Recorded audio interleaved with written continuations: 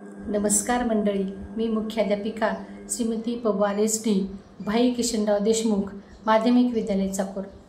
मंडळी, पालक व विद्यार्थी मार्गदर्शन या यूट्यूब चॅनलवर सर्वांचे खूप खूप सहर्ष स्वागत आहे।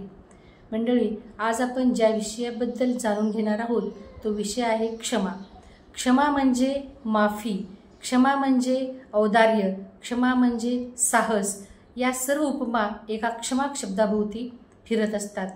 कारण की जेव्हा आपण समोरच्या व्यक्तीने चुकीचं वर्तन केल्यावर सुद्धा त्याला क्षमा करतो, त्यावेळेस त्या व्यक्तीमध्ये सकारात्मक बदल होतात। व्यक्तीला स्वतःच्या चुकांची जाणीव होते आणि व्यक्ती परत या ठिकाणी सन्मार्गाने चालायला लागतो। या ठिकाणी पालक आणि विद्यार्थी यांनी या क्षमेच्या बाबतीत जर अनुकरण केलं तर विद्यार्थी समाजामध्ये आपलं जीवन सुखकर किंवा समाधानी वृत्तीने जगू शकतात। कारण सद्यस्थितीत कॉम्प्युटर आणि मोबाईलच्या जमान्यामुळे मोठ्या प्रमाणामध्ये विद्यार्थ्यांचा बौद्धिक विकास झालेला आहे, पण विद्यार्थ्यांमध्ये जीवन जगत असताना ज्या नैतिक मूल्यांची आवश्यकता आहे ती नैतिक मूल्ये हळूहळू लोप पावत चाललेली आहेत। यामध्ये दया, क्षमा, शांती, करुणा आणि यामुळे मुलं हट्टी, जिद्दी बनत चाललेली आहेत। त्यांच्यामध्ये एक प्रकारे निरादर करण्याची वृत्ती वाढीस लागलेली आहे।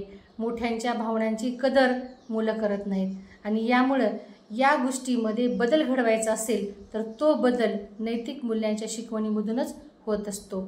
आणि त्यामुळे महाराष्ट्र शासनाने 8 सप्टेंबर हा दिवस क्षमा दिवस म्हणून साजरा करा असं सांगितलेलं आहे। यासाठी सर्व पालकवर्गांना माझी विनंती आहे की हा गुण विद्यार्थ्यांमध्ये किंवा आपल्या मुलामध्ये वाढीस लागावा, यासाठी त्यांनी सुद्धा घरातील वातावरण सकारात्मक ठेवलं पाहिजे। मुलांच्या छोट्या मोठ्या चुका माफ करून त्यांना पुढे जाण्यासाठी प्रेरित जर केलं तर मुलं या ठिकाणी अनुकरण करतात। एक प्रकारे क्षमा म्हणजे ताकद आहे, जी की समोरच्या व्यक्तीला स्वतःची चूक मान्य करण्यासाठी स्वतःहून प्रेरित करत असते। क्षमा करण्यामुळे आसपासचं वातावरण प्रफुल्लित आणि सुंदर तर राहतच, पण त्याचबरोबर दोन मित्रांमधील मैत्री सुद्धा घट्ट होते। नातेसंबंधातील गैरसमज दूर होतात। आपापसातील क्लेश, द्वेष भावना या ठिकाणी त्याच ठिकाणी सोडून दिली जाते, जेणेकरून की मैत्री आणि सामाजिक ऐक्य घट्ट व्हायला मदत होते।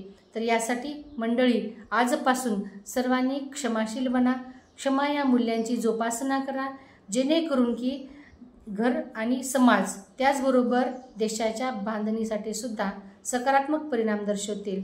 अशाच माहितीसोबत नवनवीन व्हिडिओमध्ये परत एकदा आपण भेटूया। जर हा व्हिडिओ सर्वांना आवडला असेल तर ही माहिती शेअर करा, सबस्क्राईब करा। धन्यवाद।